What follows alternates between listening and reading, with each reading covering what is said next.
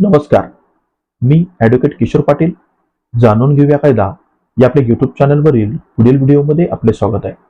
मित्रांनो, आजच्या व्हिडिओमध्ये आपण चतुर्सीमांचा वाद जर तुमचा असेल किंवा तुमच्या सातबारावरील क्षेत्र आणि चतुर्सीमा यामध्ये जर तफावत असेल तर आजच्या व्हिडिओमध्ये अशा लोकांसाठी आपण मार्गदर्शन करणार आहोत की या स्वरूपाची जी काही माहिती आहे, चतुर्सीमा या खऱ्या किंवा खोट्या, कायदेशीर का बेकायदेशीर, याचा वापर कुठे करता येतो किंवा चतुर्सीमांचा कायदेशीर आधार हा कोणकोणत्या प्रकारे आपल्याला घेता येतो या संदर्भात देखील फार उपयुक्त अशी माहिती आजच्या व्हिडिओतून घेणार आहोत.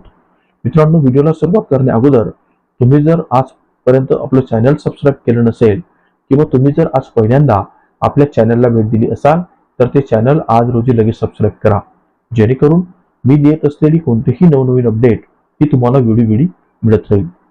मित्रांनो, चतुर्सीमा म्हणजे काय की तुमच्याकडे जर एखादं क्षेत्र असेल, एखादं शेत असेल तर त्या शेताच्या पूर्वेला, दक्षिणेला, उत्तरेला आणि पश्चिमेला ज्या काही बाउंड्री मार्क असतात किंवा ज्या काही खुणा असतात, म्हणजे रस्ता असेल, नाला असेल, दुसऱ्याचं शेत असेल किंवा काहीतरी जे काही बाउंड्री दिली असेल, बाउंड्री मार्क असेल, तर त्याला आपण चतुर्सीमा म्हणतो.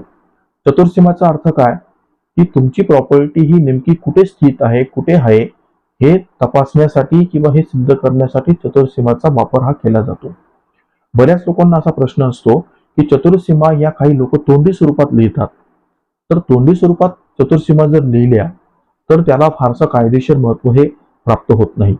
त्याचं कारण असं की क्षेत्रफळामध्ये तफावत असेल तर ती आपण समजू शकतो, परंतु चतुर्सीमामध्ये जर तफावत निर्माण झाली तर जोपर्यंत त्याची मोजणी करून भूमी अभिलेख यांच्याकडनं मोजणी करून ते सीमांकन निश्चित करत नाही तोपर्यंत त्या चतुर्सीमा या खऱ्या आहेत असं कायद्याने म्हणता येत नाही. त्यानंतर महत्वाची गोष्ट अशी की काही लोकांना शेती खरेदी करायची असते, तर त्या शेती खरेदी करत असताना देखील घाईने किंवा हलगर्जीपणाने किंवा निष्काळजीपणाने त्यामध्ये आपण तोंडी स्वरूपात जो विकणारा व्यक्ती असतो तो ज्या चतुर्सीमा सांगतो त्याच आपण त्याच्यात नमूद करतो.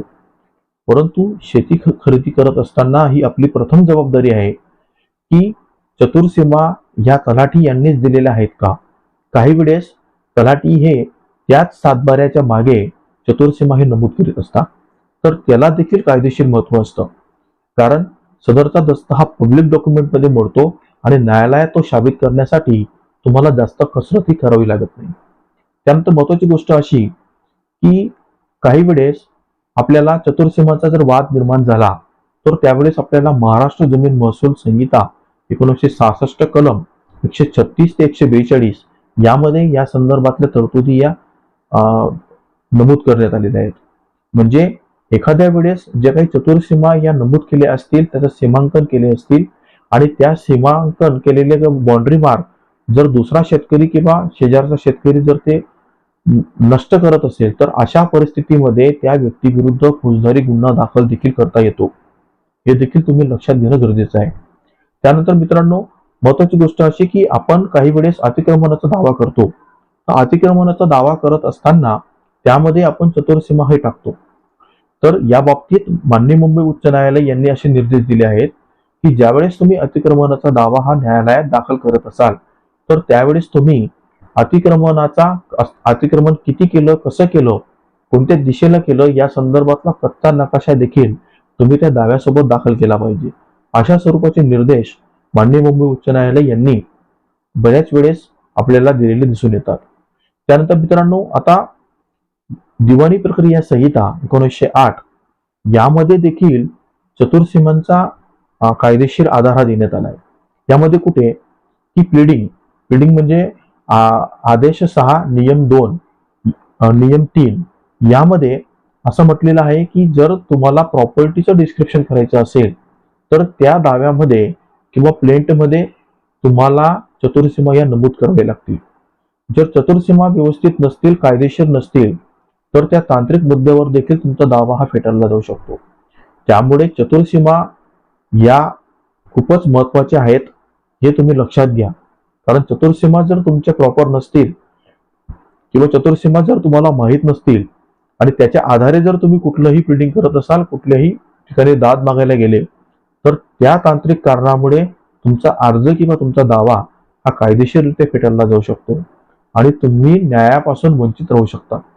तर मित्रांनो, अशा स्वरूपामध्ये चतुर्सीमांचा वाद आणि क्षेत्रफळामध्ये तफावत असेल किंवा चतुर्सीमा या खऱ्या किंवा खोट्या हे कसं तपासावं या संदर्भातली माहिती आजच्या व्हिडिओतून आपण घेतली. मित्रांनो, आजचा व्हिडिओ तुम्हाला कसा वाटला ते जरूर कळवा. तुम्हाला जर हा व्हिडिओ आवडला असेल तर याला जास्तीत जास्त लोकांपर्यंत शेअर करा आणि तुमचे जर काही वैयक्तिक कायदेशीर प्रश्न असतील तर ते तुम्ही मला आपल्या डिस्क्रिप्शन बॉक्समध्ये दिलेल्या नंबरवर संपर्क देखील करू शकतात. त्यासाठी तुम्हाला सल्ला शुल्क हे भरावं लागेल आणि त्यानंतरच तुम्हाला हा सल्ला दिला जाऊ शकतो. त्यानंतर मित्रांनो, महत्त्वाची गोष्ट अशी की व्हिडिओ संदर्भात तुमचे काही कमेंट्स असतील त्या कमेंट्समध्ये जर तुम्ही काही महत्त्वाचे प्रश्न विचारले असतील त्याचा विचार करून त्या संदर्भात देखील आपण व्हिडिओ तयार करण्याचा प्रयत्न करतो. धन्यवाद.